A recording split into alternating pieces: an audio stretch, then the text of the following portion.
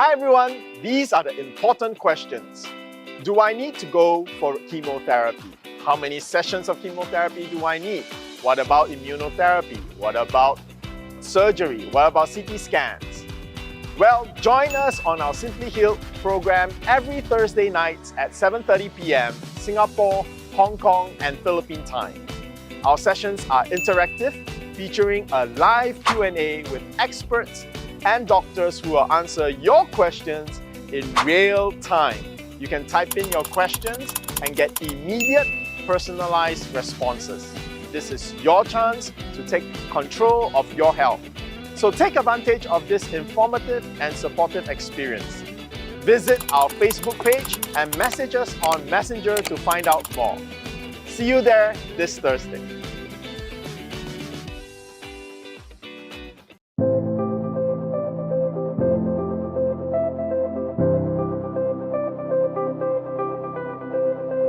One reason why I recommended initially PPARS is because it can induce lung cancer cell death. The main reason why I tried PPARS liquid, and it did well for the patient. It helped with the tumors.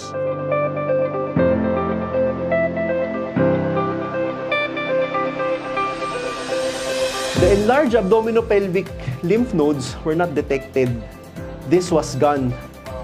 So that was something that I was actually quite surprised. A 12-centimeter tumor disappearing. Everybody turn to your neighbor and say, do more. Right? Don't just think there is no one product that will cure you of cancer. Okay, that is like it's like a scammer trying to sell you something. All right, it is a comprehensive approach. When you need surgery, do the surgery, but prepare for the surgery so that you recover well, right? And then if you need to do chemotherapy, radiation therapy, do it. So this is where PPARS really comes in. It's a gene activator, so it's a signaling pathway. It switches on your pathways, your systems. Then the other nourishment that you take will be properly used. Is it easy to understand now?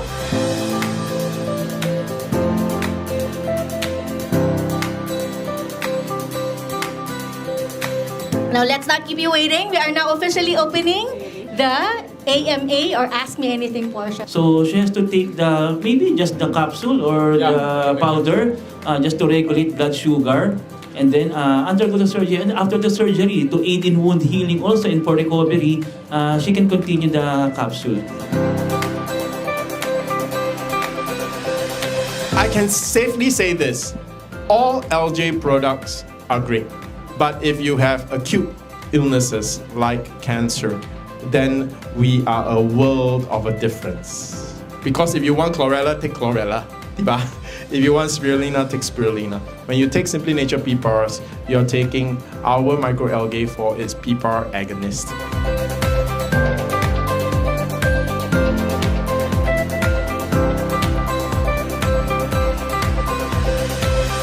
We are always with you from start to finish.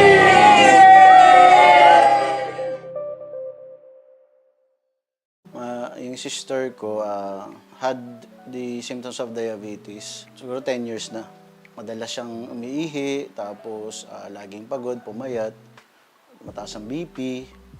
Tapos siyempre, mga non-healing wound.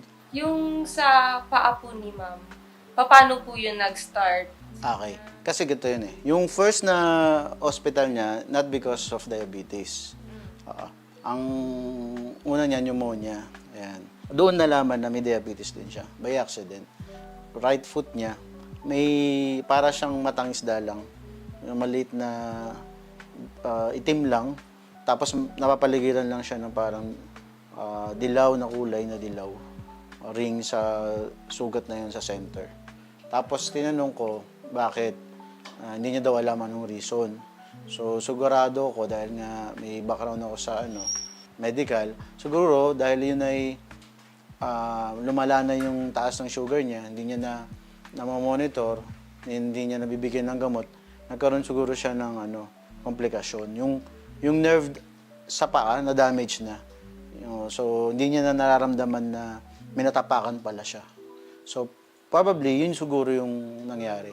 May natapakan siya, nasugat yung paa niya, malit lang, tapos hindi niya naramdaman.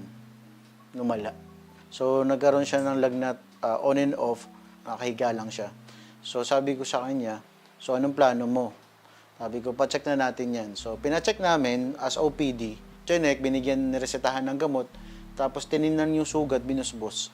Pero kapiranggot lang ang tinignan. Tapos, in-advise na lang kami, linis, at 7 days na gamutan ng antibiotic.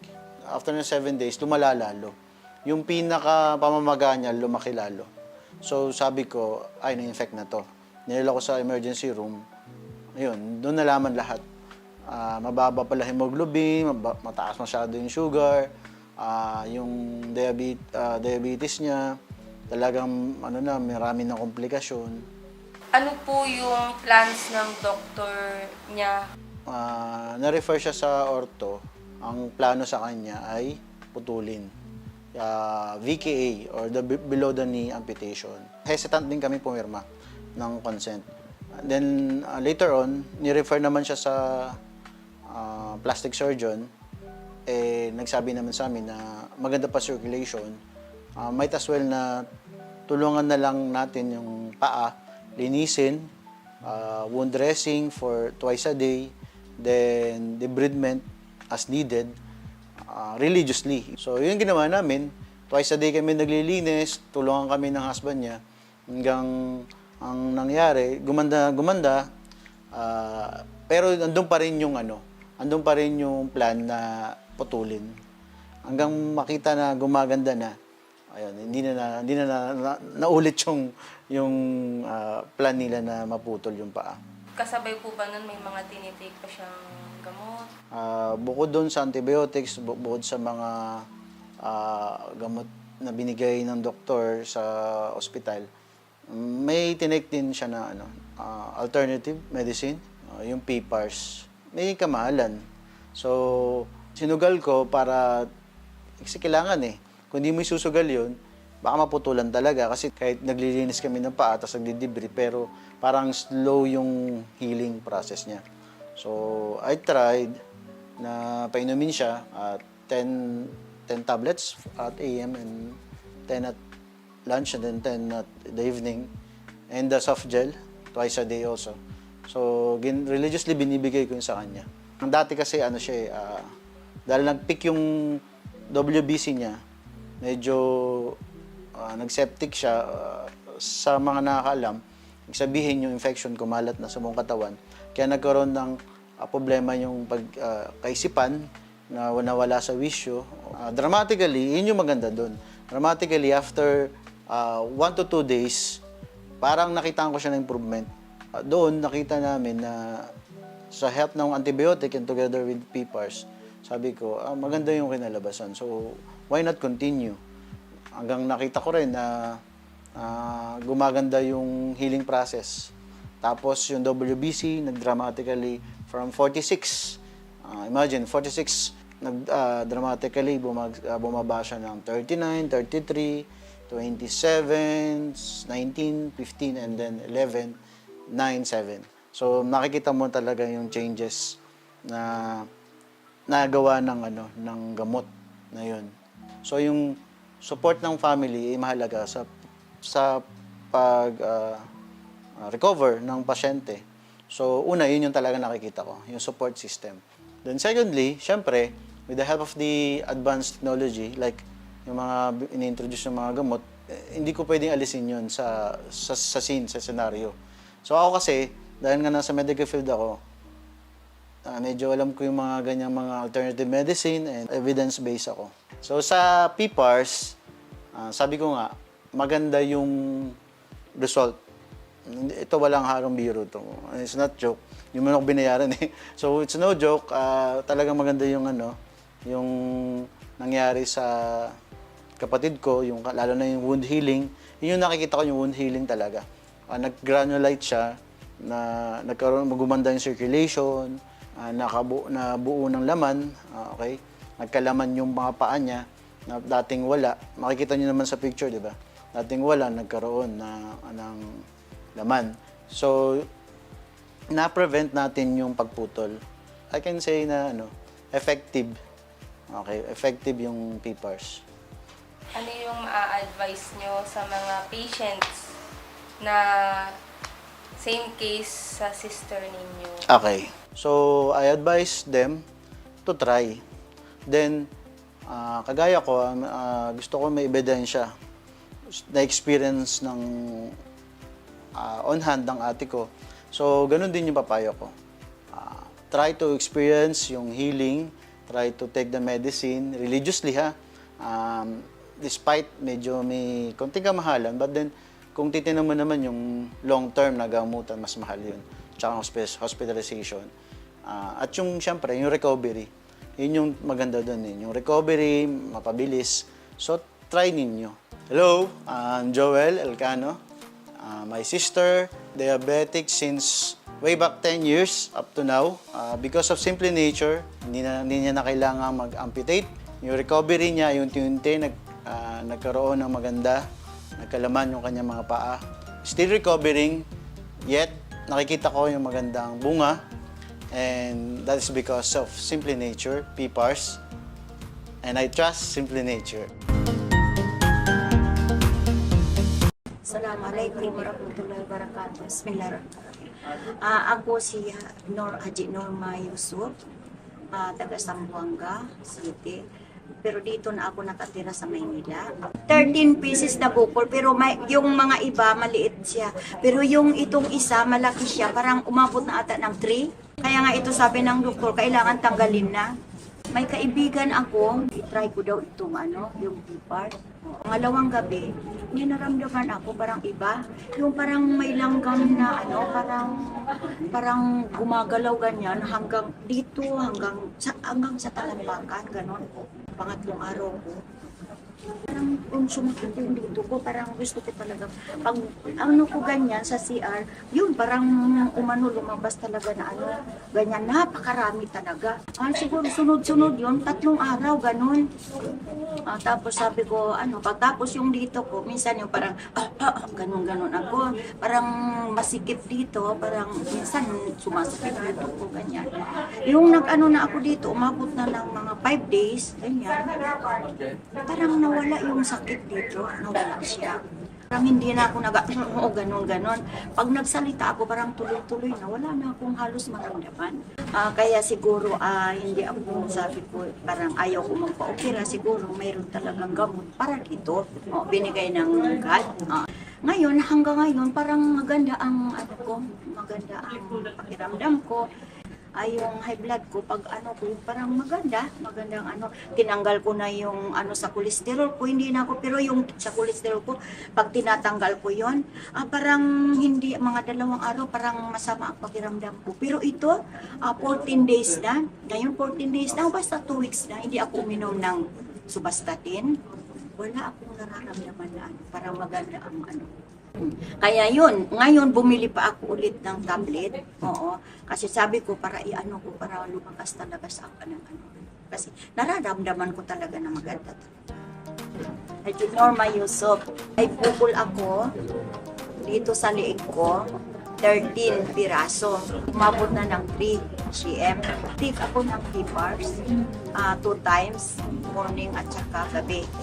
Pag numulok ako, hindi ko na siya mararamdaman. At saka, tinangkap ako siya. Parang nawawala, parang wala na. Hindi ko mahawakan. Hindi katulad ng dati. Salamat, Simply Nature.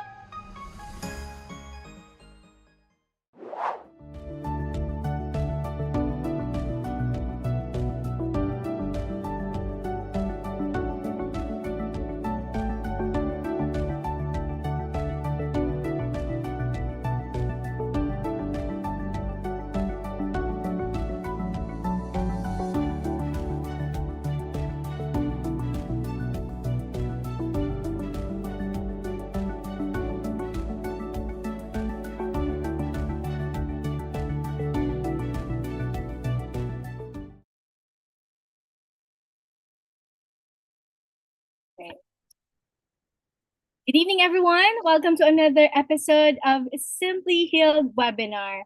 I'm Sheila, your host, and we're happy to have you with us tonight. Today, we're diving into a real science-based solutions for better health.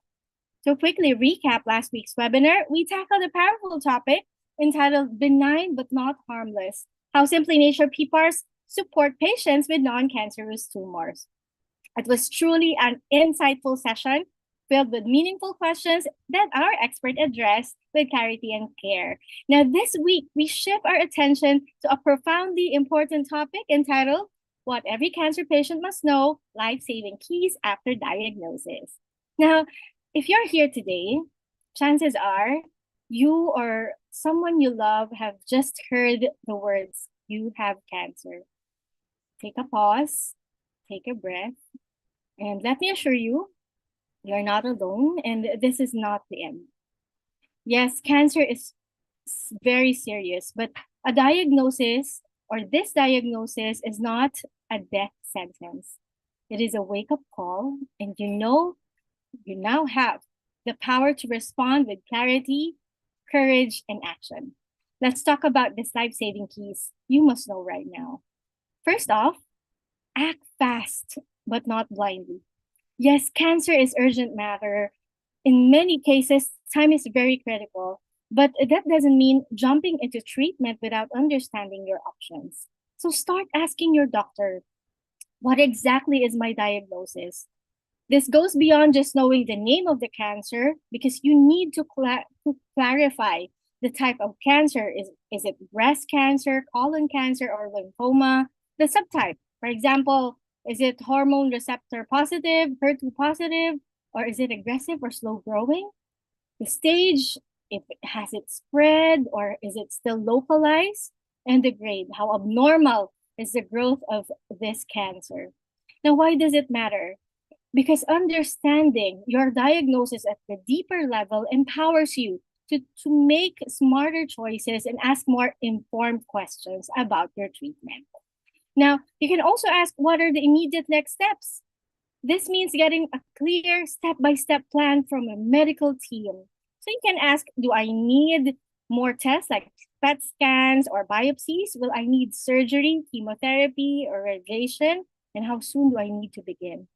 Why does it matter? Because diagnosis or after diagnosis, many patients feel overwhelmed and paralyzed. Having a clear roadmap, even just for the next 2 to 4 weeks, helps restore the sense of control and direction. It also helps you prepare emotionally, physically, and most importantly, financially. Now, what is the standard protocol for my case? That's another question. Now, every cancer type has a common treatment plan based on the years of research by the doctors, and this is called the standard of care or protocol. Now, what is the standard treatment for my stage? The success rates or the side effects? Are there non-standard or complementary options like PPARS? And can I get a referral for integrative care or clinical trials? This matters because not all patients respond the same way to standard treatments, and some may benefit from complementary therapies or integrative protocols that reduce side effects. Now, a well-informed decision made quickly is better than a rushed one made in fear. Remember that. Second key is to build your medical team. Okay? You need a team. Cancer is not a solo battle. You'll need an oncologist to lead and personalize your medical treatment, perhaps a surgeon if intervention is required. A nutritionist will help you rebuild your strength. A health advocate, like lifestyle medicine doctors, can guide you through the complex decision and other possible alternatives. And don't underestimate the value of spiritual guidance counselor, because sometimes hope and peace are just as important as medicine. And most importantly, you'll need a caregiver or companion, someone who will walk with you through every hospital visits, every good day, or even difficult ones, reminding you that you are never alone. So make sure your voice is heard, because you deserve a medical partner who answers questions and explains options and honors your goals, not just your diagnosis. Third key is to strengthen your body, not just to attack the tumor or cancer. Now, while conventional treatment targets the tumor, you must also care for the terrain or your body. Support your immune system, reduce inflammation, and restore nutritional balance. Your body, remember this, your body is your ally, not your enemy. So support it. Okay? Fourth key is to win the battle in your mind first. Every healing journey starts in the mind because the brain doesn't just think, it directs your biology. Studies in psychoneuroimmunology show that stress and fear can weaken immunity and increase inflammation, while hope and emotional resilience are linked to better recovery and longer survival. Your thoughts release chemicals that influence everything from hormones to immune cells. That's why practices like prayer, positive visualization, and affirmations can improve sleep, reduce pain, and support healing. Feed your mind with hope. Surround yourself with people who speak life. One affirmation I've learned from Simply Nature is that all my cells from head to toe are healthy. Your mind is a command center, and when it's strong and aligned with healing, your body follows. Now, the fifth key is to discover cellular allies. Finally, talking about cells from head to toe, this is the powerful key many patients don't hear about or hear early enough. The PPARS, or the peroxisome proliferator activated receptors. These are cellular regulators that controls inflammation, immune function, and even cancer cell behavior. When activated by natural compounds like those found in Simply Nature PPARS, they reduce cancer-promoting inflammation, help regulate abnormal cell growth, and promote apoptosis, or what we call the cancer cell suicide. Support immune cell like macrophages or NK cells or natural killer cells. Protect your energy-producing mitochondria using or during chemotherapy. So it protects you during your treatment.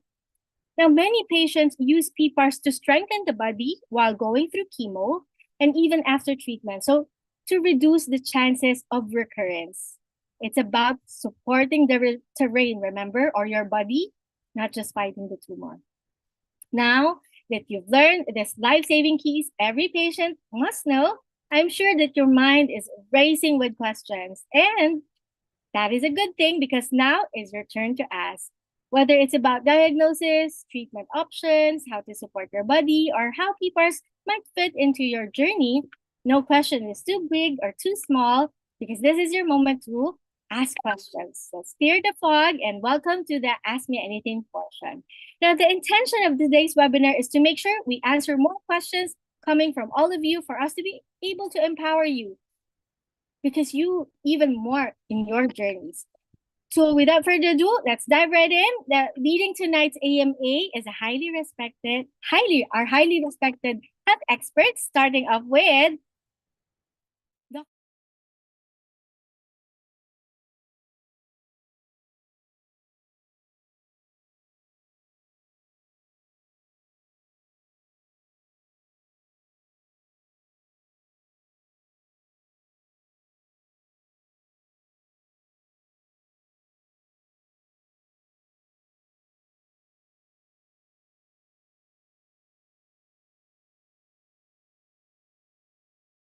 expert. He is a very successful entrepreneur and he's an international speaker who brings deep insight into personal health and success. He is the CEO and founding director of Simply Nature International and PPARS expert from Singapore, Mr. Shyan Lim. Good evening, Dr. Jansen. Good evening, Sir Shyan.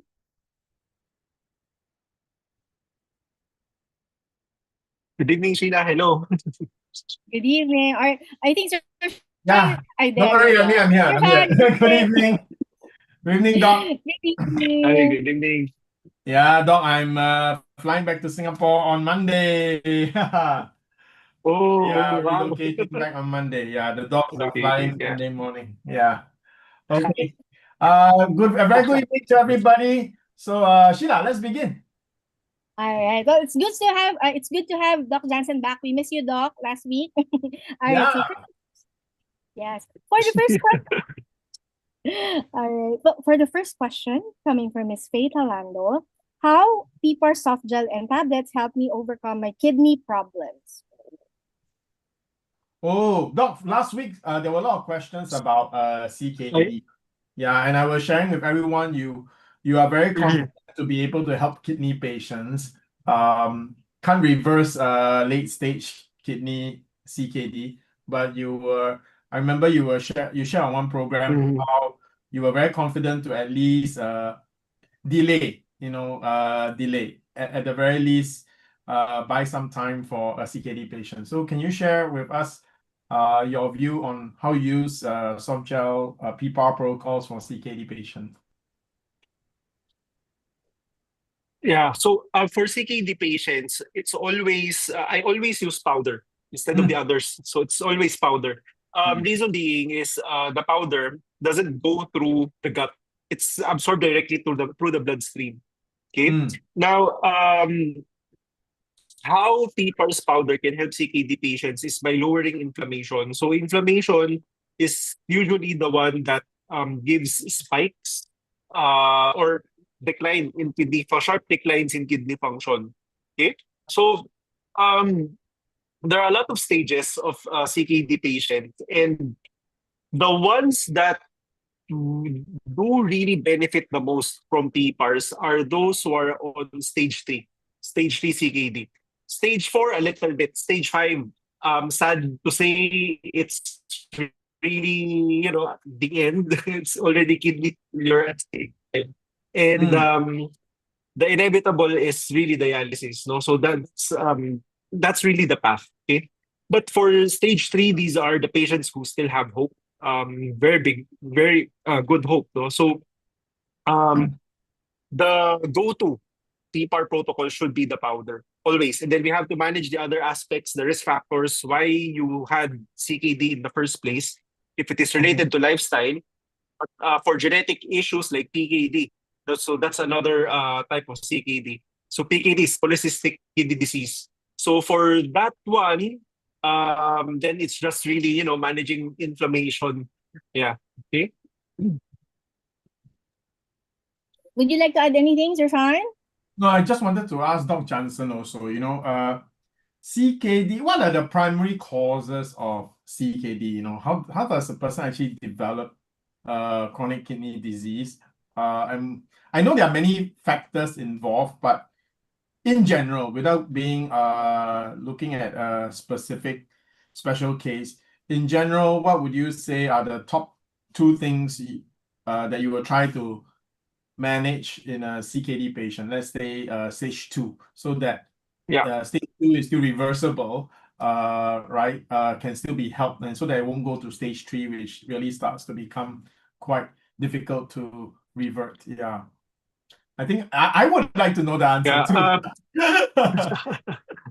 Yes. Well, two important risk factors for CKD would be hypertension and diabetes. So if a patient has these two, Mm. then that is a red flag. Okay, sooner or later, if the patient does not develop stroke or heart attack, then it would be CKD. Okay, Oh, wow. especially if diabetes and hypertension is not reversed or if it is not controlled. Okay. Most importantly, okay. So manage these two as early as possible so you prevent CKD from happening. If ever you already have CKD and it's just beginning. Okay. Your creatinine is starting to go up, creeping up, staying there, not seemingly to come down. Then you have to look into those two risk factors if there are, and try to control them. Oh, so anything that helps with diabetes, especially in stage one, stage two CKD, could potentially be a very important strategy for a CKD patient. Yeah, yeah, yeah. Okay, okay. All right. That Yes, that explains to me why absolutely. Mhm. yeah, that explains to me why PPARS works for CKD patients, because we will help with at least the two main causes, hypertension and diabetes. Yeah, okay, so now it makes sense why so many CKD patients on our protocols have good results. Yeah, thank you. Sheila? Right. Thank you, Sheila, Doc. Thank you, Sir yeah. Shyan. Okay. So for the next question coming from Miss Susie, Question is, what are the benefits of PPARS powder for stage 3 breast cancer, and how many months to take the powder to eliminate the cancer? Doc? Yeah, so the best use of PPARS powder, no, for cancer care is if you combine it with chemotherapy. Mm. There there are published clinical studies already studying PPARS with chemotherapy, and it showed that really it helps to protect the bone marrow. And Mm. of course, side effects of chemotherapy would be immune suppression, increase in inflammation, which will lead to, loss of appetite, fatigue. So these are the things that PPARS would be able to help you fight against. So very important. If you are someone who's quite reluctant to go for chemotherapy because of the side effects, then you might want to consider taking this though when you're already on your chemotherapy, if you're when you're already receiving the chemo. Now, there are chemotherapy drugs where you cannot mix PPARS powder. Some of them would be paclitaxel, taxanes in general, docetaxel, chemotherapy medications that increase or spike up inflammation. um, what we tend to do is to uh, just avoid or the period when you receive the chemotherapy, just avoid those days. And then the rest of the days, especially during the weeks that you are resting, those are the weeks that uh, PPARS would be able to help you. This is in order for you to shorten the recovery period as well. And of course, so not just during chemotherapy, even after you finish chemotherapy already, you finish all 6, 8, 12 cycles, whatever number of cycles. If you want to recover from the harmful effects, then this is also one of the good products to use. Mm. I like what Dr. Jansen advised to everyone. Chemotherapy, we keep hearing horror stories about chemotherapy, right? So I'm sure many of our viewers tonight came onto the program hoping to avoid chemotherapy altogether. I just want to say that we often hear many horror stories about chemotherapy. I just want to share with you a personal tita of mine, right? Tita of mine. She had breast cancer. She went through, so she had a good friend who went for natural therapy, and her husband is very against anything not medical conventional doctor. So she had no choice. She had to flow with her husband, right? Well, who's my Tito. Right? And for her case, very good news. Almost no side effects from chemotherapy. Literally, she's one of those people who take chemotherapy and yeah, she just felt a bit tired and then nothing else, really nothing else. And she's fully recovered. It's been 10 years already, no, 10 years already. And she's in total remission, so all is good. So I just want to start with this, that there are, usually we only hear bad news. So we seldom hear the good news. There are people who chemotherapy has very little side effects. But in general, chemotherapy can be a very damaging protocol. So most people do feel at least some measure of side effects. The good news is our products, PPARS product, can actually help you mitigate. That means help you manage and protect you from the side effects of chemotherapy. So you have the best of both worlds. And of course, we've also heard, you also know that our PPARS works to strengthen your body so that you can fight cancer successfully. We have patients who cannot take chemotherapy usually because of age and because of their health. That means the chemo, they literally cannot take the chemo. And they have actually recovered and successful against their fight with cancer based on our Simply Nature PPAR protocol. However, our stance here when we treat cancer, as Dr. Jansen has mentioned again and again, is not one protocol, right? Our strategy is to take every protocol that works together and works to increase your chance of beating cancer thoroughly. Dr. Jansen, I remember there was one time when we were doing a taping for our program, you brought up a statistics that was quite surprising, that people who actually took natural therapy had a higher recurrence rate after 5 years than people who did chemotherapy. So those who did chemotherapy and survived had a lower rate of the cancer coming back, and those who survived through natural therapy actually had a higher higher recurrence rate. That was something very surprising. Remember, I think we were in our library and we were talking about it, and we were guessing, because we don't have hard data, we were just looking from the mechanism. Perhaps the chemotherapy therapy did a better job in cleaning up the residual cancer cells. And given enough time, your cancer cells will replicate, right?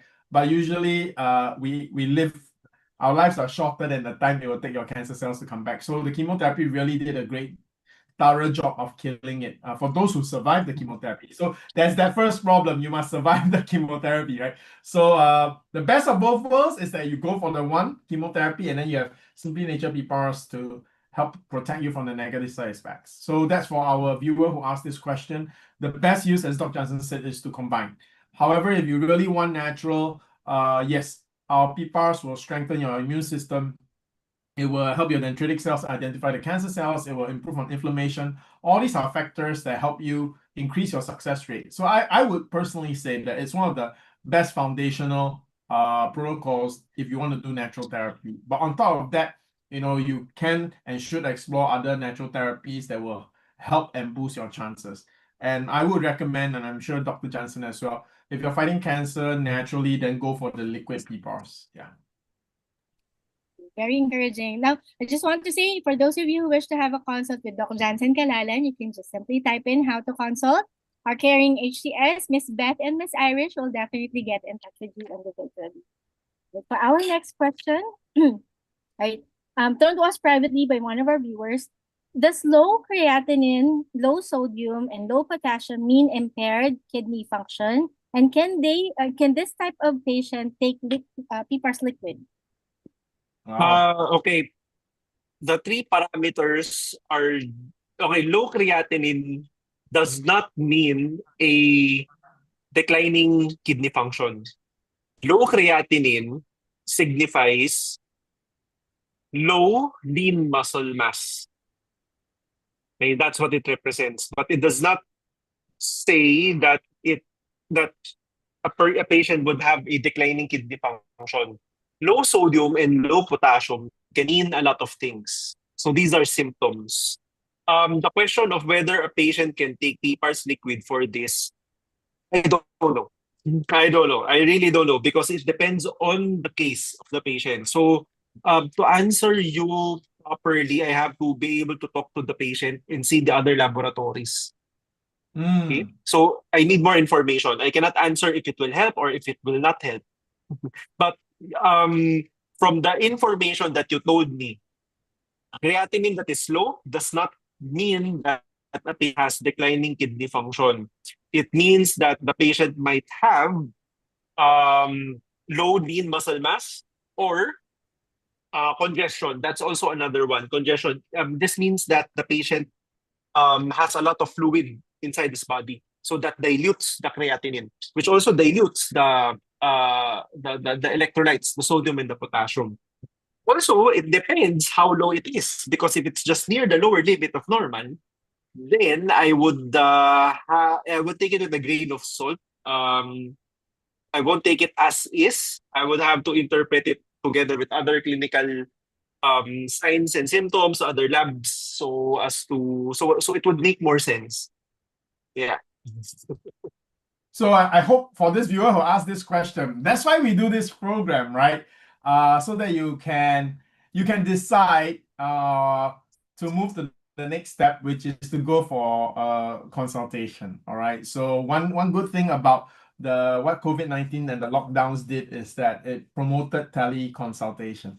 So for a question like yours, teleconsult would seem to me to be very it's a good first step. You don't have to, because in Metro Manila, for our viewers from other countries, the traffic in Metro Manila is a killer, right? It will take you, if you're going to see a doctor, it'll take you half a day. So you can avoid all that by simply arranging for a consult with Dr. Jansen, right? So I also know to many viewers out there, we try to be half doctors, right? We go and do some tests on our own. Like myself, when I was worried about my kidney, I went to do a GFA, right, and things like that. So that's good. I think I want to encourage you because I think in today's day and age, information is out there. You are learning, so you are also thinking about your diagnostic results, and you ask a question on our program, so you know better. But I think one of the reasons why we do this program is also to let you know you don't know enough for this particular case. It's good that you are growing in your knowledge, but it's not enough to make that important health decisions. So kudos to you that you're trying to understand, you're looking at your diagnostics, and the next step is go for a consult with Dr. Jansen, and I'm sure you learn even more. And that will put you in a very good place to decide what strategies you want to use for the treatment of any of your illnesses. Okay, and that goes for all our other viewers tonight. Yeah, Sheila. I couldn't agree more. I've seen how Dr. Jansen does his consultations. He's very meticulous. He digs deeper onto the medications that you are taking because it might be one of the factors why you have this kind of condition also. So yeah.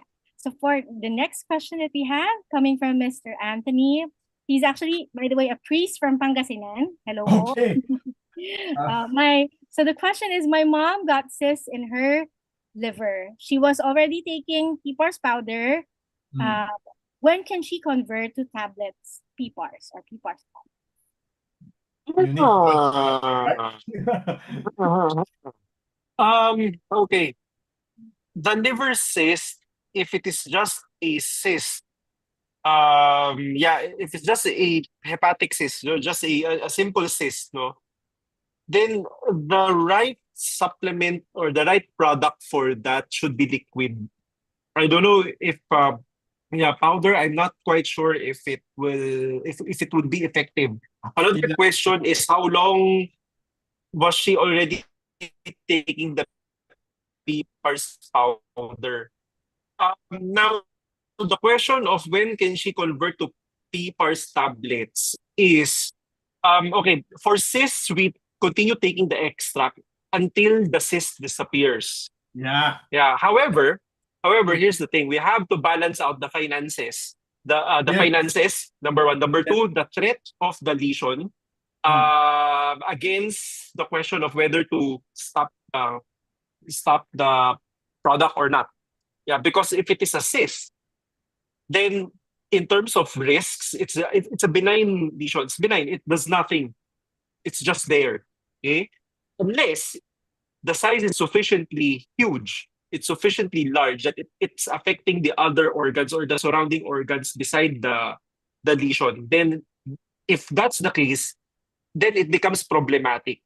So, if I am the one handling the patient, I would balance it against the finances and the threat of the lesion. So, since it is a cyst, I would continue taking it until such time that it's not a threat to the surrounding organs anymore. Symptoms there are no symptoms. It's not compressing any nearby organs. Then, that point, I might shift you to the tablets, or completely stopping the PPARS completely. Okay, so from then on, we just monitor the size. Okay, so that's how I would balance it. Okay, the decision making. Okay, now this is me. Other doctors might go continue, since it's working. Might as well dissolve it completely. So there are also doctors who would advise like so. But again, me personally, I would balance it against the threat that the lesion has on the surrounding organs, and how the patient is feeling, the symptoms of the patient because of the lesion. So if there are abdominal pain, bloatedness, these things. No, if the cyst is large enough that it causes those symptoms. Yeah, I hope I was clear. Thank you, Doc. Yeah, I think you are very clear, Doc. And to the particular viewer who asked this question, It's a very important question, right? So before you stop the protocol, because you asked when can you stop taking the powder, uh, you have to go and check it out, right? You get to see what's the size of the cyst, how is it. So diagnostics is where we always say, right? Maybe this viewer is the first time viewer.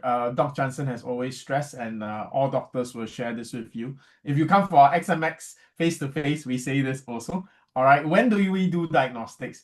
When we want to change our protocol, when we want to change the dosage. So you are wanting to lower the dosage or even stop it completely, right? So that's a change in your dosage, right? So when you want to make any changes to our dosage, we have to do some diagnosis. Sometimes you don't need to go for any tests because some diagnoses are very simple. If you have a fever, you're no longer hot, right? But you will check your temperature before you stop taking your fever medication, right?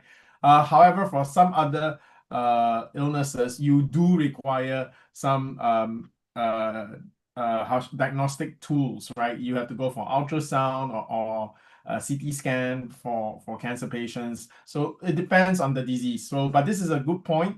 Again, for your case, I would definitely recommend that you go back to your doctor, or if you feel comfortable with Dr. Jansen, just have an appointment with him so that you can adjust. And I love how Dr. Jansen understands from a patient point of view, that is the thing that you need to manage, which is the finances, right? So as he mentioned, it's a balance between is it risky enough that you should continue, or things are okay and this is it's not life threatening, and in fact it doesn't it's not something to be too worried about, and then you can go down to a lower cheaper, more affordable protocol. So again, go to your doctor, and if you feel comfortable with Dr. Johnson, you can have a consult with him. Yeah, good question. Very good question. And I just want to say that based on our discussion earlier also, these are the type of people like Sir Shyan and Dr. Jansen Kalaring that you really want to be part of your team. They do consider not only the diagnosis but also the budget part, which is very, very important as a patient. So there. All right. For our next question, coming from Ms Charito. She's a teacher from Bacoor City. Hello po. And question is, I have nodules in my breast.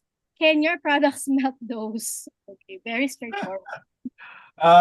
Yes, it's definitely possible, but we need to know. It's good to go and check what those nodules are. So yeah, right. The worst thing you can do for cancer is not know, right? So okay, breast nodules, if it is malignant, then it's gonna be what's that called? Breast cancer. But for other forms of cancer, I'm moving away from your question, right? Which is, I have a friend who had liver cancer, but he was not sure, right? So the doctor wanted to do a biopsy. He is in his 60s. He didn't want to. He thought it's okay. He dragged 6 months. And by the time he decided to do a biopsy, it was too late. He was literally skin and bones. So liver cancer, once it becomes late stage, it's very fast, very aggressive, and very difficult to treat. So within a matter of 2 to 3 weeks, right, from the point where it became obvious that he had liver cancer, yeah, he didn't even last 2 months. So don't, right? So if you have nodules, yeah, go check them out, and then you can sleep with ease and choose the right protocol. Dr. Jansen, what's your advice? Yeah, I agree. We have to know first what those nodules are. Are these nodules benign? Are these malignant? Now, if it is benign, we can attempt just using PPARS with a little bit of detoxing, no? Push Yeah, the good news, push the good news, right? detoxification systems of the body.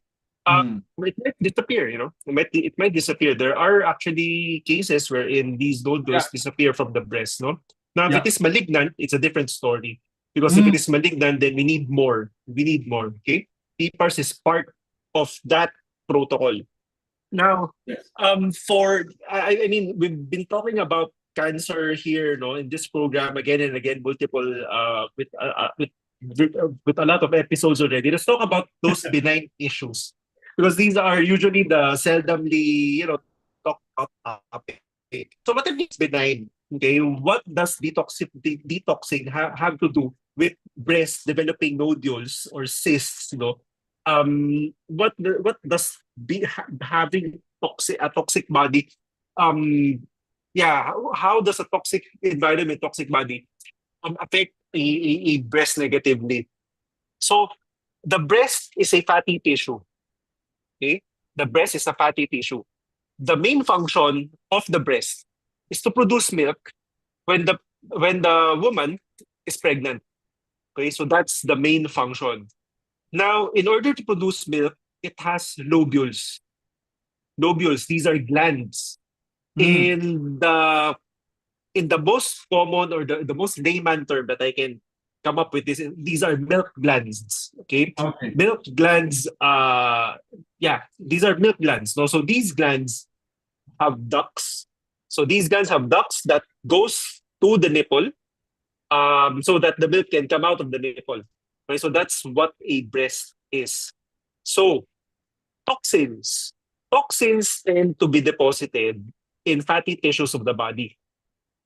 So that would be your tummy, that would be your your arms, no, this part of the arm, your butt. Um, Yeah, I mentioned the tummy already, no, and the breasts, no. So those are another one, your legs, the inner side of the thighs. Okay, so those are the fatty areas of the body, and toxins or heavy metals, toxic wastes, no, or chemicals that we are exposed to get deposited in those areas. So since these substances are toxic. So around those areas, there would be a higher amount of inflammation. So with higher amounts of inflammation, there would be damage, no, free radical damage against the DNA. Then you would notice swelling. Then with swelling, it would manifest as nodule-like structures. So for the breast, since the breast is a gland that contains a lot of milk glands that are tiny, if the milk glands, no, if the toxins get deposited in the fatty areas of the breast, no, these milk glands can inflame. When you undergo ultrasound, that would manifest as solid. Yes, Doc. Or cysts. Okay, so so when we detox inflammation, we are pulling out these toxic waste, these heavy metals away from the fatty tissues. So when we reduce the heavy metals, of course, inflammation will go down as well. PPARS is the ingredient of PPARS is chlorella soroniana. So that's a microalgae, has very good detoxing effects. It also has very good antioxidant effects. That's why there are stories that we can hear when they take this product, the cysts disappear, the nodules disappear. Yeah. Okay. So it has its detoxing effect. Now, from the comment, no, that was thrown to us, um, is PPARS enough for this? I don't know, but we can try. No, it also depends on the ultrasound finding that we get and the other blood parameters. So I have to really look into your case to know for sure if we need other products as well, or would PPARS be enough? Okay? So these are the questions that we have to look in. We have to find answers for, and things that we have to look into. Yeah. So the answer is go have a consult with Dr. Jansen. I think that's the key thing, because you need to have a clear strategy what to do with the nodules. Yeah, correct. We are on the 5th year of our webinar, but I'm still learning a lot from Dr. Jansen, and the body parts that you have to focus on when you're doing exercise or when you are going to the gym. So now I know which ones to focus. Okay, so for our next question coming from Ms. Annalyn, question is, many patients feel hopeless after hearing you have cancer. What would you say is the most urgent mindset shift they must make immediately after diagnosis? Very sensible question. Wow, this is a very interesting question. Yeah. Wow. Uh, okay, let's just establish the fact that cancer, getting diagnosed with cancer is not a death sentence, Okay, that's good. especially nowadays. So this is, we're already in 2025. There are a lot of advancement in cancer care already. So it's not automatically a death sentence, unlike, decades ago. I mean, in the 1940s, 50s, 60s, 70s, 80s, no? Until the 90s, perhaps, no? So this one, I think, is the most important one because we have treatment. We already have treatment. So it's not automatically that it's a death sentence. You just have to take action to get the treatment. So that's the most important one. There are patients who are in denial. That's perfectly understandable. Um, this is good actually, in my perspective, because if okay. So if you're thinking, then I believe you would be able to make the right decision for your body. Okay. So the most important one, no, is number one is to know that it is not automatically a death sentence because we have treatment. So number two is to act immediately to get the right treatment. Okay? And what does the right treatment look like? It's a mix of integrative oncology and the conventional oncology. Okay? My patients, uh, those who are quite successful in in battling cancer are those who mix these two. Okay? So I think for me that's the most important when you get the diagnosis. Yeah, yeah, I think that's the most important one. Then there will be hope, and if there is hope, then you act on. Okay, you would act on it, and of course, it doesn't mean that there's hope. The hope will not go away. Okay, because you still have to act on it because time is of the essence.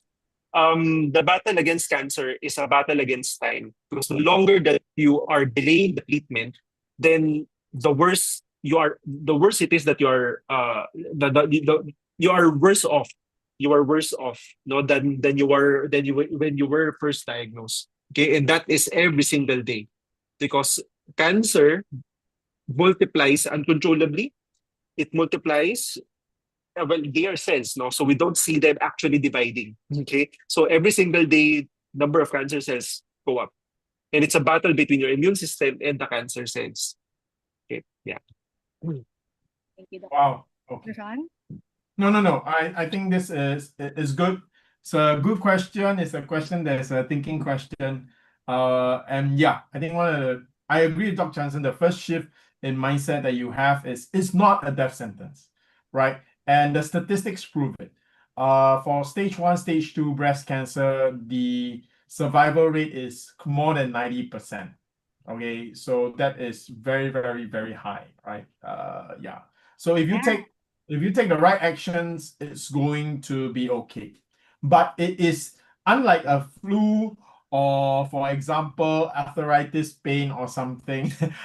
If you ignore warning signs of cancer, then it is lethal because survival rate drops to like 30% or even lower when you go into late stage cancer. So it's something that you really don't want to ignore. If you catch it early, it's going to be fine. If you let it get past a certain point, it's going to be very difficult. Not only, difficult and also expensive. And sometimes because it's expensive, many people might not be able to afford the best treatment that will allow them to beat cancer. So catch it early, act quickly. Yeah.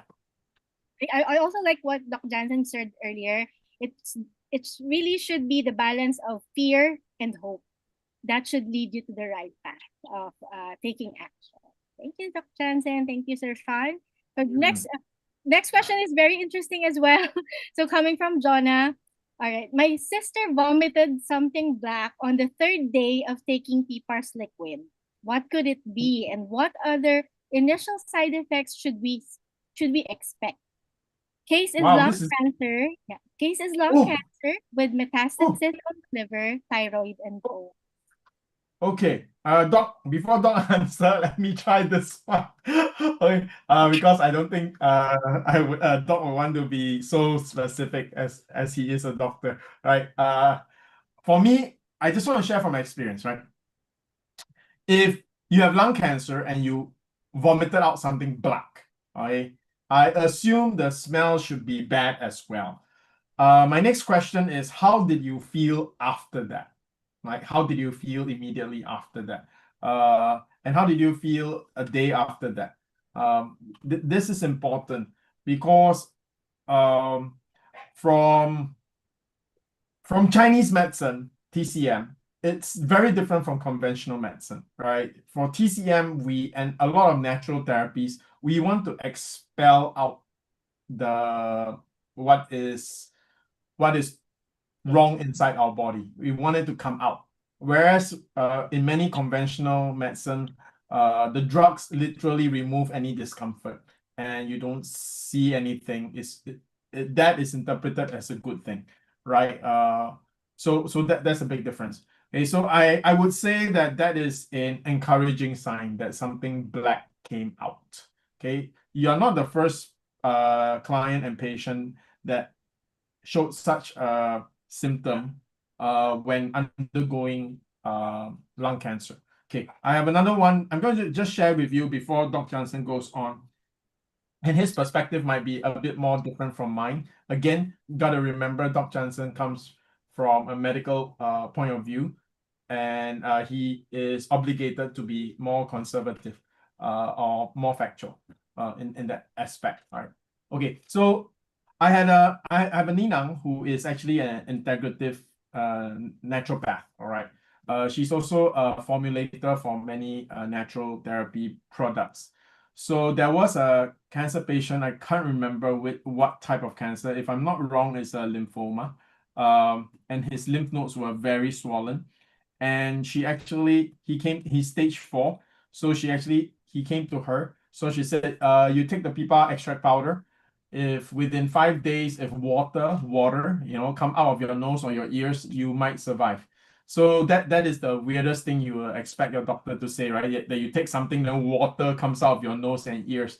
How can water coming out of your nose and ears be ever a good thing, right? So that is a very strange thing to say. So, but however, the patient actually on the 3rd day, water did come out of his nose, okay, not his ears, and the first 2 days was very painful. Okay, so and it was actually good news because I asked my ninang, can you explain to me why this happened? Why you would say that? So she drew out the biochemistry for me.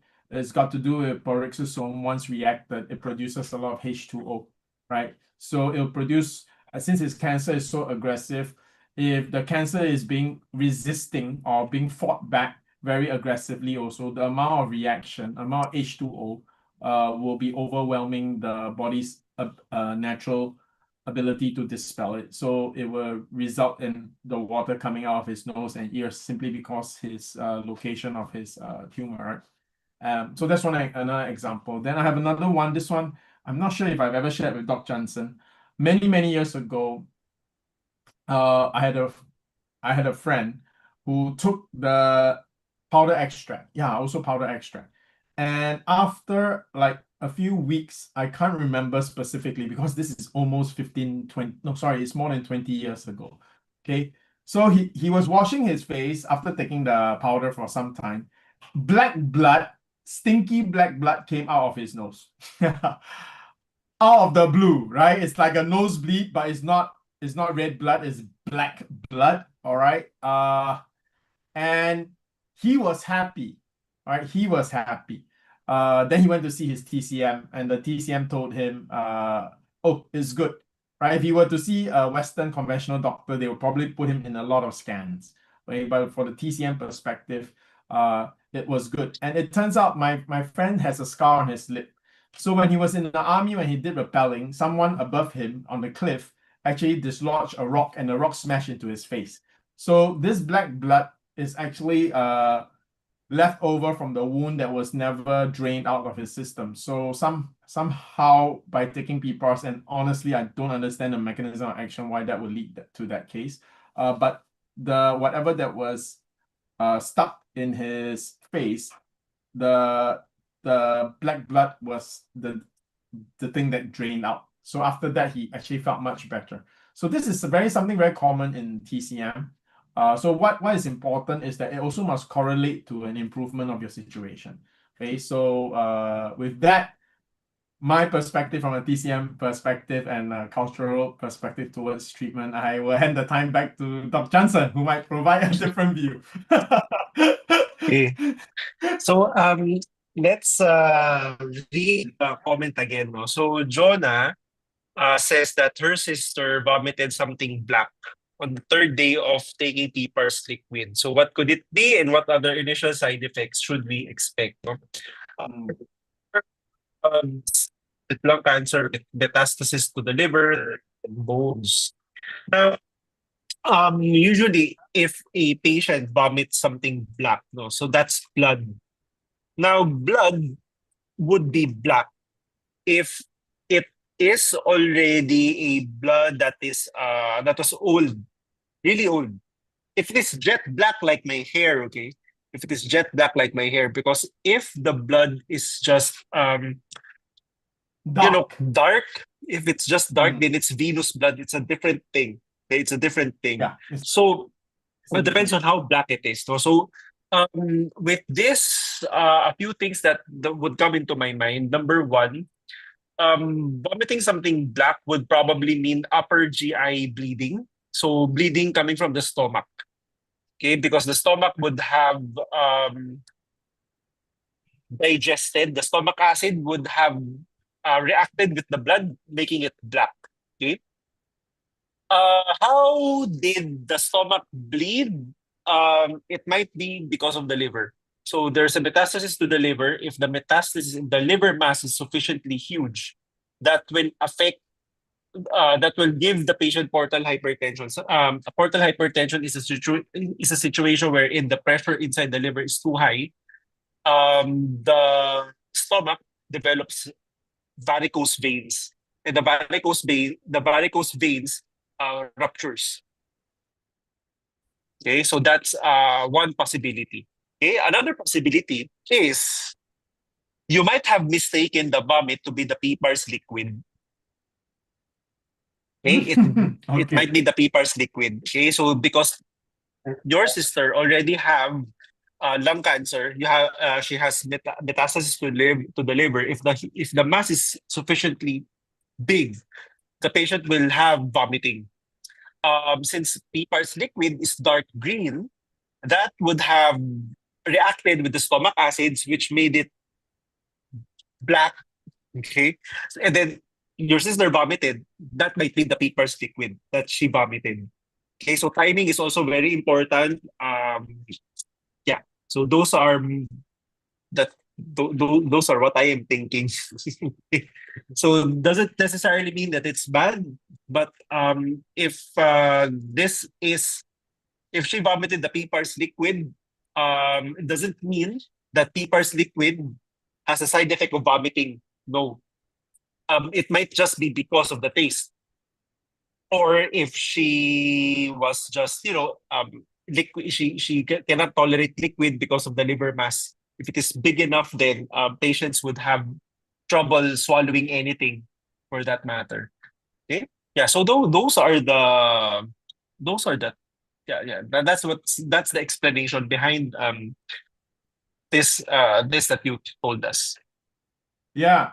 So I think this is really good. I'm so glad Dr. Johnson actually took a TCM course. So he's not totally yeah. So actually for this particular viewer, you have asked a question that created two very different answers. And neither of our answers are definitive because you have not given us sufficient detail.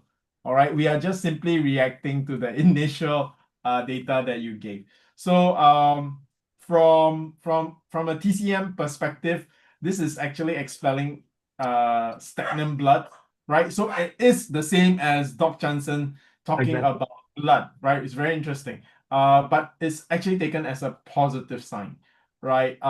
So again, what's the difference between TCM and Western medicine? Western medicine goes into the physiology of or anatomy of the body, whereas TCM is by pattern recognition, right? So the interpretations can be very different. But what you told us is not sufficient for either of us to give you any proper interpretation. But it has brought out a very interesting scenario, which is there is entirely two different paths of investigation that will go on.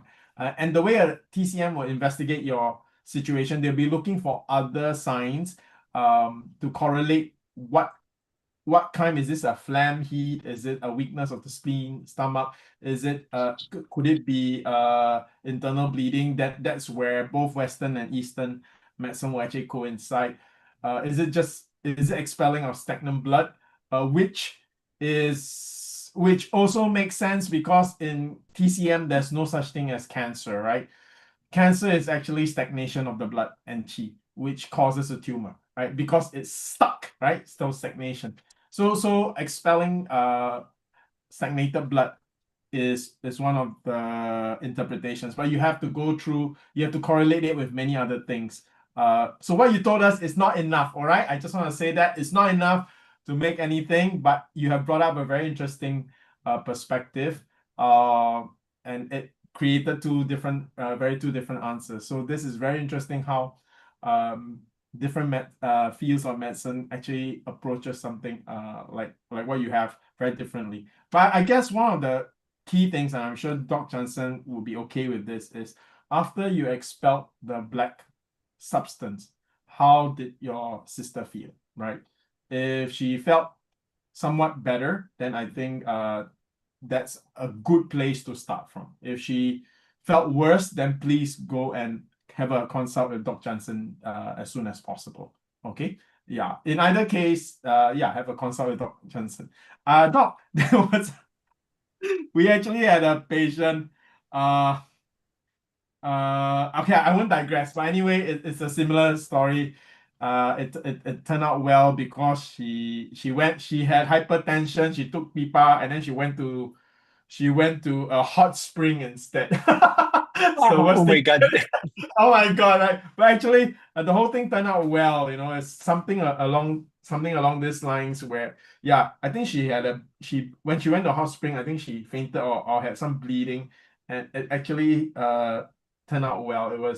It cleared her system in a way. Yeah, correct. But anyway, let's go to the next question. Thank you for that wonderful question, and I hope your sister is feeling better right now. Please keep us updated. That's why we have this program, so that you can have a place where you can turn to, you can ask questions, right? Again, to everyone that's listening to us now, every time, like in this particular case, is a great example, right? Dr. Jansen and I are sharing perspectives. It cannot be interpreted as diagnosis or medical advice for a specific case, which is like this viewer's sister's medical condition, because the information you gave us is definitely not enough. What we are only doing is giving educational perspective for any textbook case that is exactly as you have described. It is not a diagnosis, huh? Remember, guys, yeah. But I hope it helps you and gives you a certain direction so that you know how to pursue the next step. Yeah. Sheila? Well said. Thank you, Doc Jansen. Thank you, Sir Shyan. Just before we go to our next question, I'd like to greet Miss Imelda Oracion, who's watching right now. We also have Miss Elena Antonio, Helen Kamunayan from Baguio. As always, thank you for watching us. Miss Noemi Veras, our regular. Miss Vilma Padilla, KM Gonzalez, and we also have Miss Esperanza Zulia Ricamora. Thank you so much for watching. And okay, wait. Sheila, before you go to the next question, I searched up four general TCM diagnosis, so that at least this person has how shall we say, a parameter. All right, yeah. If your black vomit with relief after, okay, then it's possibly a good sign. Not confirmed, but possibly a good sign. If your sister vomited and then felt weak after that, and her face got no color, right, then this is actually a bad sign, right? If the substance that was vomited out, again, as Dr. Jansen said, it could possibly be the liquid, right? But if it's not, if it's smelly and thick, right, then this has a high chance it's actually a good sign, right? Now, if after the vomiting there are signs of bleeding, okay, what are the symptoms of bleeding? Like dizziness, weakness, fatigue, right? Then this could highly be internal bleeding, all right, and that's actually dangerous. Okay, so again, like I said, a TCM and a conventional doctor might be looking for different types of symptoms to associated with with the vomiting. So I'm just giving you example. Even in TCM, it could be a bad sign, but it could also be a good sign. So it depends on additional information. So right now, of course, the first one to ask is how's your sister feeling now? So I assume it's been a few days since this vomiting. So with that, at least you have a general direction, and you'll know how urgent or not urgent it is. Okay, yeah, thank you. I just want to say that I hope that our viewers recognize the commitment of our two gentlemen tonight, and they are just not answering questions. They are very much committed in telling you what you need to do or your next actions to take. And yeah, this is how we are, or who we are here in Simply Nature. You are not just buying the product. You can actually do follow-ups and we make kumusta in Tagalog so that we Yeah. know that you are Must follow up. In TCM, black vomit is never taken lightly. All right, because it could be a good sign, which means you don't take it lightly, because then okay, no, you know how to follow up on your protocols. It could also be a sign of danger. All right, so not to be taken lightly at all. Okay, yeah. So I definitely would suggest you go for a consult with Dr. Jansen. Me too. Thank you, Doc. Thank you, Sir Shyan. So the next question that we have here, is very interesting also, coming from Ms. K.M. Gonzalez. Question is, hi Doc, good evening. I would like to ask, for cancer patients, we will limit seafood. Is there any particular food that are not allowed, like seafood, to consume of a cancer patient, like shrimp, crab, mussels, or This is the short answer is a cancer patient cannot eat seafood. Seafood in general. Yeah, so the reason is animal food products can make tumors grow. That's number one. Number two, seafood are generally very high in cholesterol. Cancer cells require cholesterol to make more cancer cells. Okay, so that's number two. Number three reason is usually seafood are very heavy on heavy metals, laden on heavy metals. So heavy metals can accumulate inside the body of anybody, regardless whether a cancer patient or a healthy patient.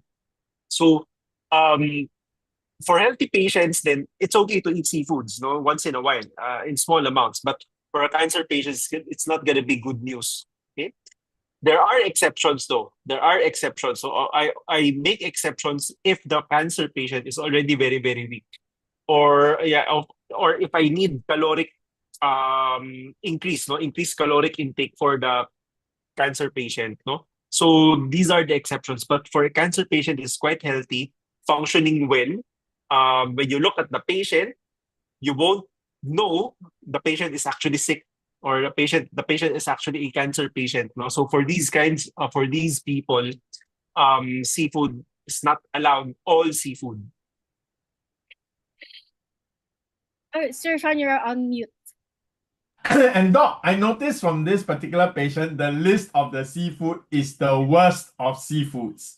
It's prawns, it's shellfish, right? Because the patient likes shrimp, shellfish, crab, shellfish, seashells, Yeah. shellfish. These are all the worst types of seafood you can eat.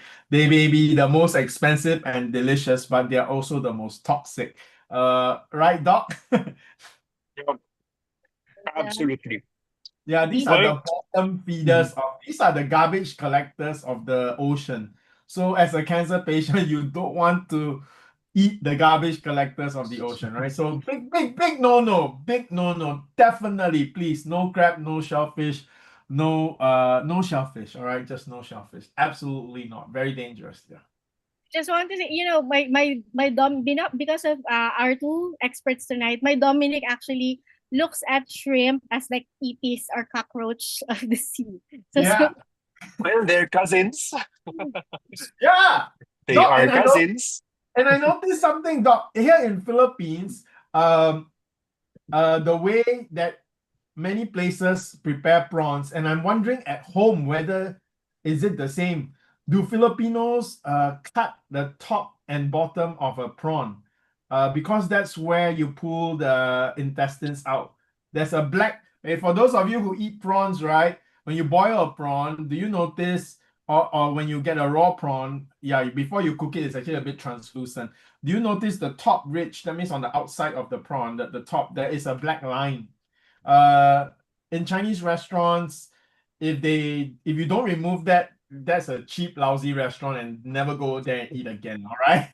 Okay, because the proper way to prepare prawns is that you have to cut and slice the top open, pull it out. This is literally the shit and intestines inside the prawn. So you can imagine the prawn is eating all the garbage of the ocean, and then you don't, and this garbage is definitely going to be in its intestines, right? And if you don't pull that out, you're going to be eating the garbage. That's why preparing prawns at a restaurant, you notice that Chinese, when they fry a prawn, it's like a butterfly, or the top part is open up. It opens up like a cauliflower, like a butterfly, because they actually cut it out and remove the dirt, the intestines. But I noticed when you go to Dampa here in Philippines, it's called Dampa, right? They don't do that at all. So the Filipino actually eat the shit of that's still inside the prawns. And that's just very unhealthy, guys. Don't do that. Our oceans today are not clean. Okay, so yeah, if I prepare prawns at home, I actually not only slice the top, even the bottom as well, because there is also, but it is the top one that you can see literally the shit and everything. You need to pull that out. Okay. But cancer patients, please don't eat shellfish. Okay, so sorry, Sheila, please move ahead. I just I just want to say, excuse me to those who are still having dinner with the ulam is shrimp tonight. Yeah. That's why when I go, I never eat prawns at Dampas because I never see them prepare it correctly. Yeah, very dangerous. Yeah. Thing is, this seafoods that was mentioned are usually the ones that are included in the buffets nowadays. So yeah. Yeah. So the next time you get a prawn buffet, check whether they pull out the intestines, the shit, huh? It's on the ridge of the prawn on the top. Next time look at it, if you can see the black line, that's actually shit that you're seeing, okay? Yeah. Thank you, Sir Sean. Alright. Sir, Doc Jansen, we have a very quick follow-up question about this topic because the question is, how about fish with scales? Is it okay? Doesn't matter if the fish has scales or not. However, here's the thing with fish, though. For fish, for cancer patients, fish is still a no-no because of the fact that animal food products are very high in glutamine. Glutamine is an amino acid that cancer cells love. Now, there's an exception. If the cancer patient, I mean, this is food that we're talking about. There are patients who are quite hard-headed. They cannot eat vegetables without their fish. So if that's the case, then I allow fish. I allow fish. Okay. So how do I what do I advise patients when it comes to this? So I tell my patients we can do it two ways.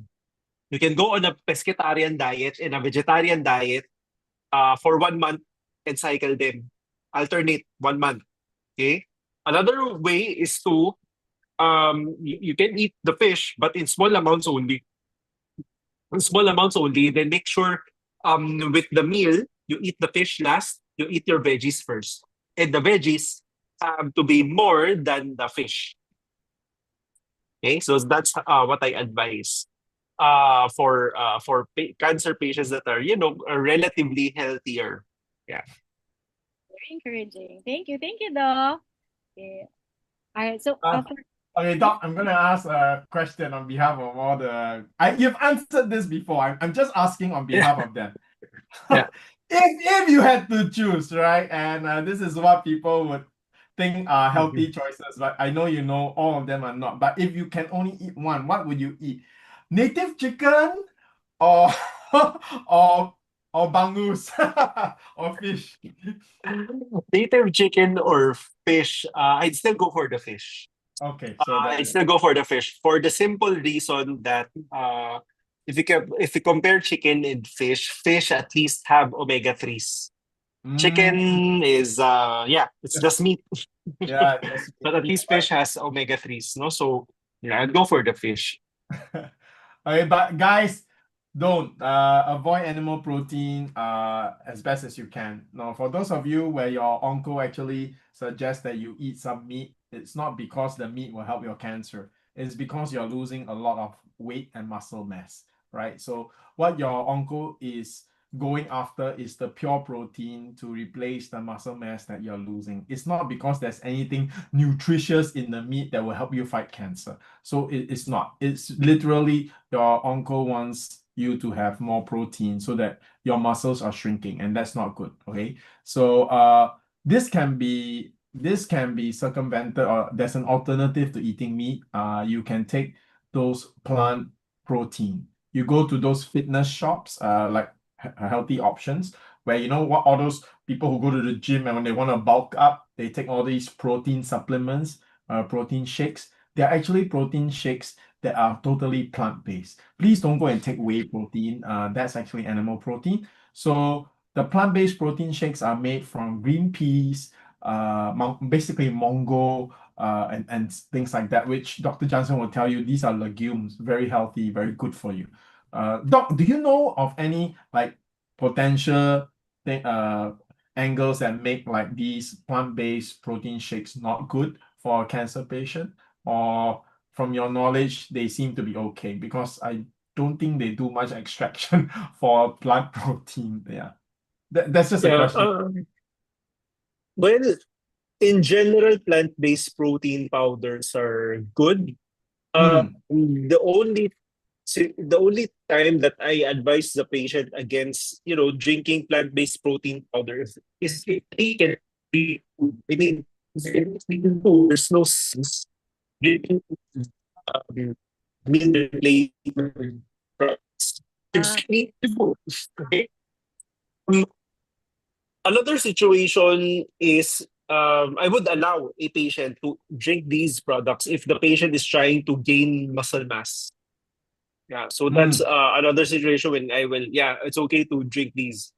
Um, yeah, so that's the only situation I advise against, drinking plant-based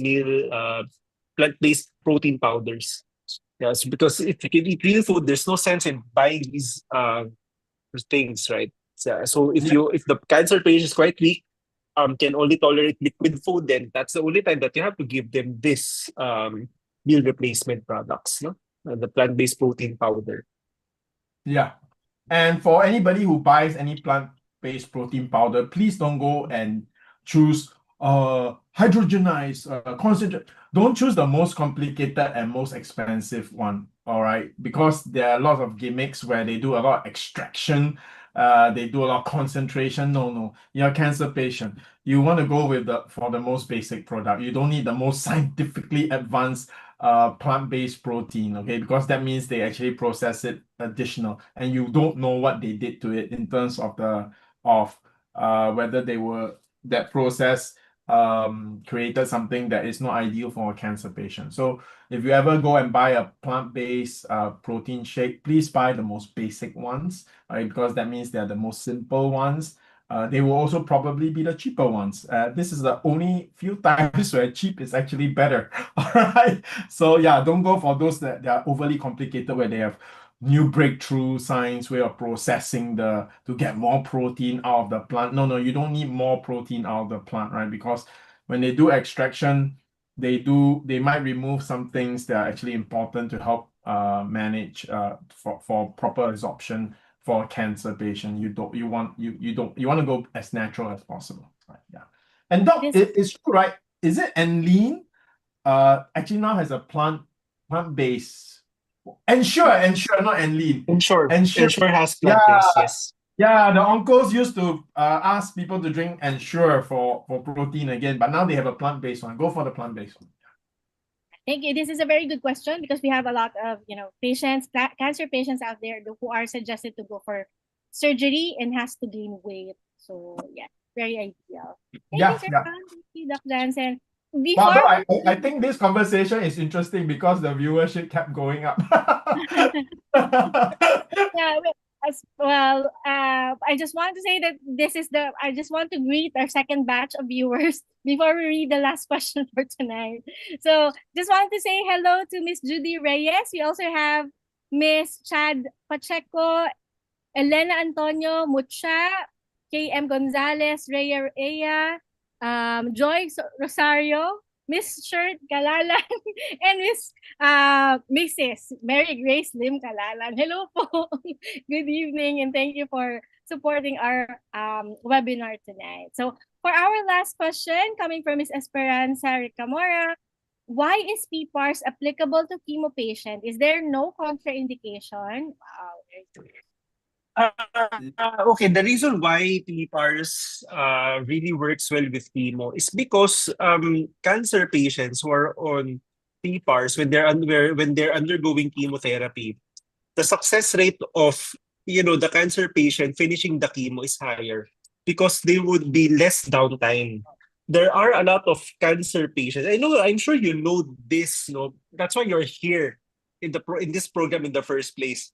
Side effects of the chemo, there are a lot of patients because of the side effects of the chemo, they get delayed with the treatment. Sometimes it's being stopped completely. And this is not good. Why? Because chemotherapy is the one that's killing the cancer cells. It is used mainly for tumor debulking. So by tumor debulking, this term means to reduce the number of tumors or nodules, cancer nodules inside the body of a patient. With less tumor burden, of course, the survival will increase. Okay, it's just that with chemotherapy, the side effect of it is the one that's the side effect of the chemo is sometimes the one that's killing the patient, okay, or having or bringing trouble to the patient. Okay? And of course, we recognize this. The oncos also know this, no? So that's why we're here to help cancer patients finish their treatment.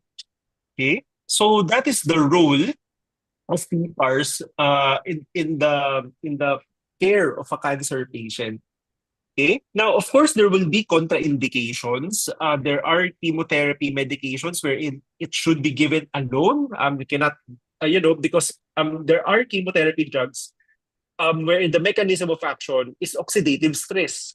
So if it is oxidative stress, if it is oxidative stress, if you give the patient antioxidants, that can blunt the effect of the chemo. And of course, you will also get the benefit with antioxidant. No? So we don't mix them together. There are chemotherapy drugs that mixes well with PPARS as well. Okay? So when patients come and see me, I always ask, what chemotherapy medication is your onco planning to give you? Because the timing of PPARS, the timing of PPARS depends on the schedule of the chemotherapy, so as to avoid interactions. Okay, so that's the main purpose. Okay, and yeah, clinical studies. Just Google ChatGPT away. Just type in there. What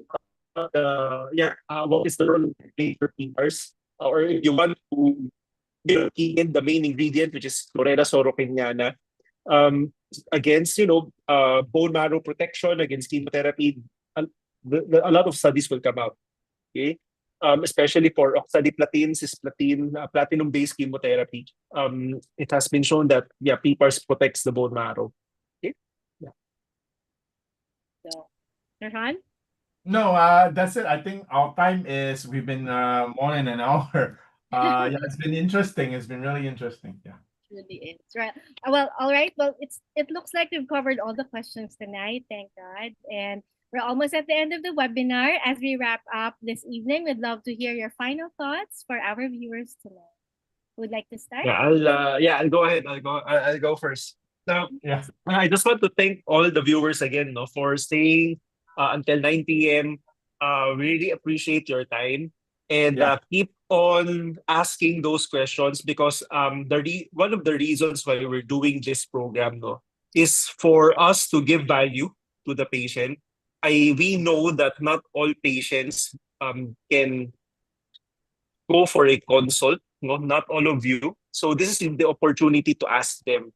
Okay, so this is for free, entirely for free. So we're asking a lot of questions. Now, of course, you will know that you would need more help. So if you know that you need more help, then please schedule a consult so I can help you uh, more as well. Okay. So yeah, keep these questions coming because um, this is what keeps this program alive. Um, Not only you are learning from us, your experiences are okay. So this is very important for me as a doctor as well, and of course for Simply Nature.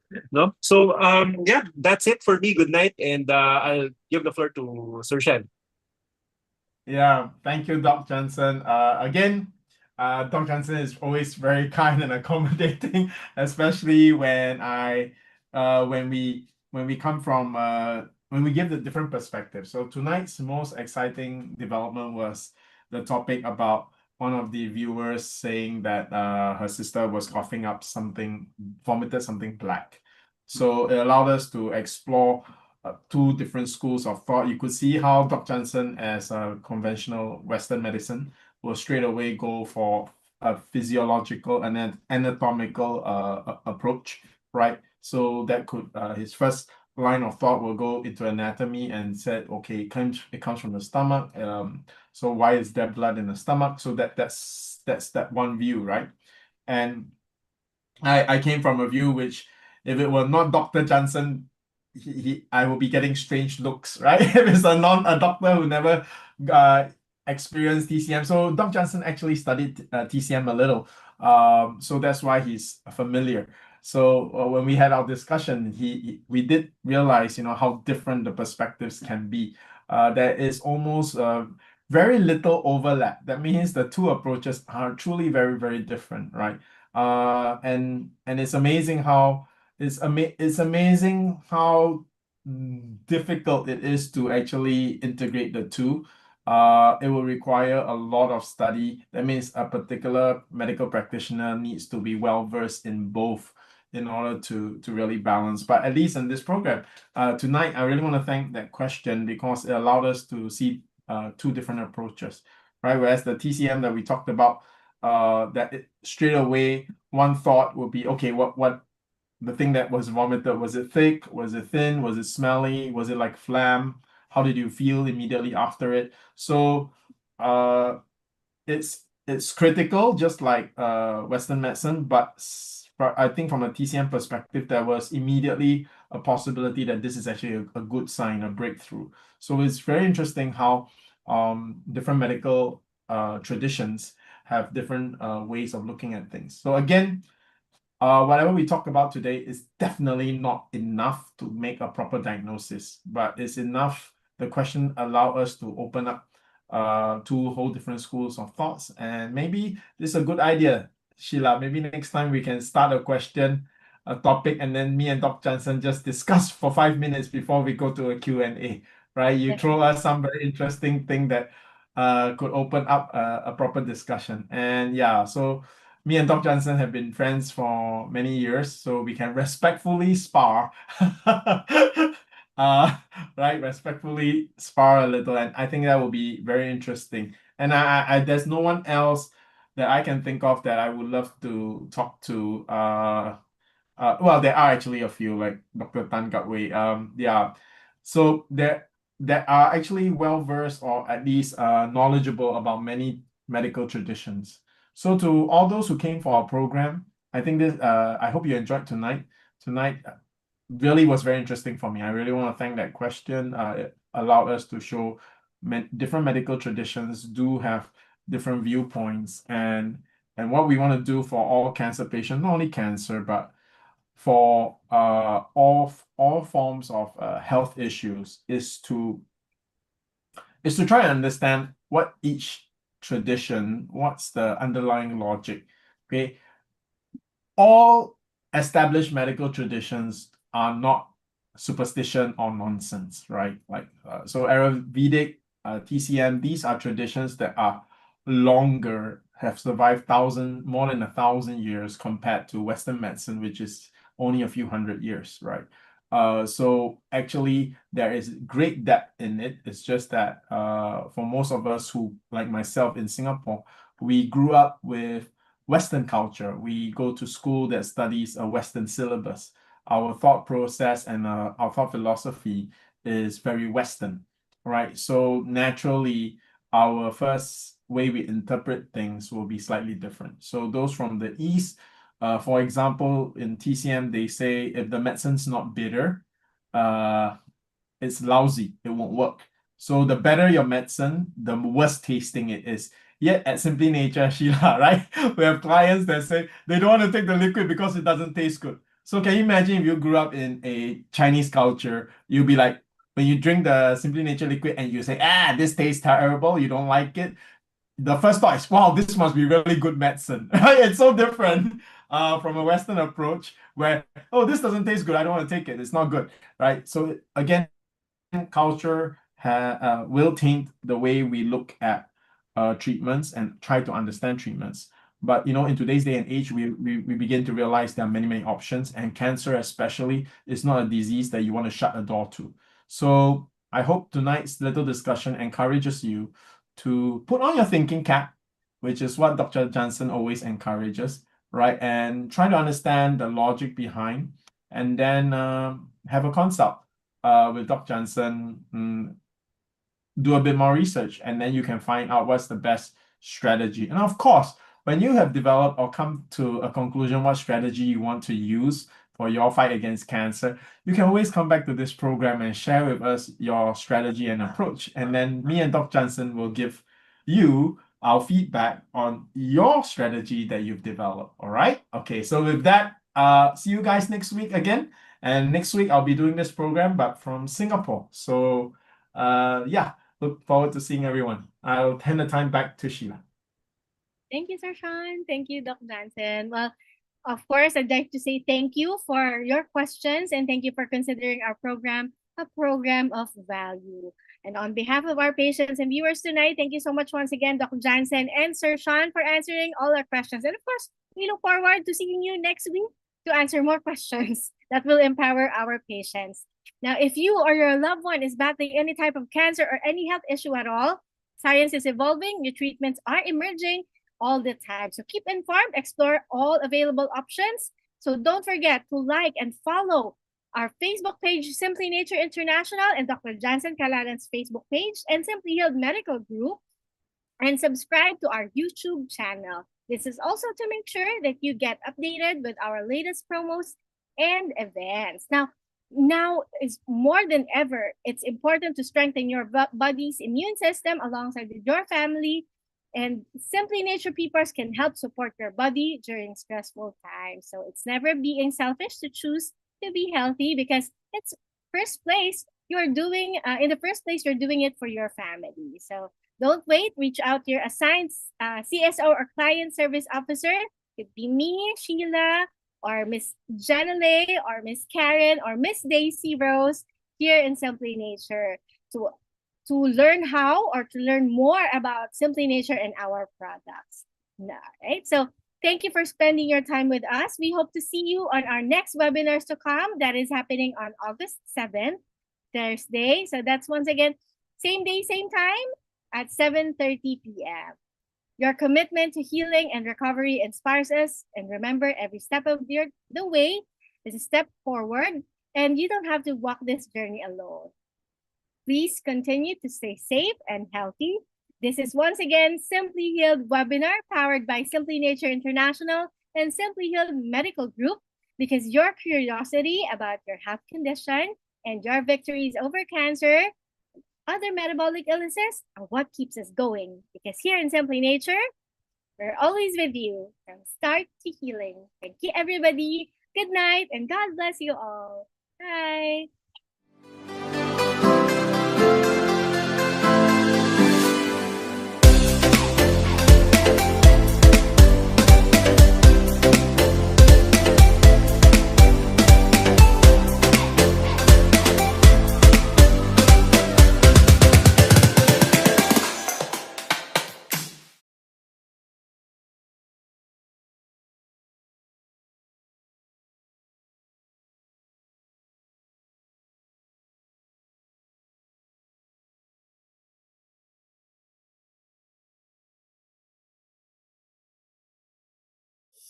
Naisipon ako.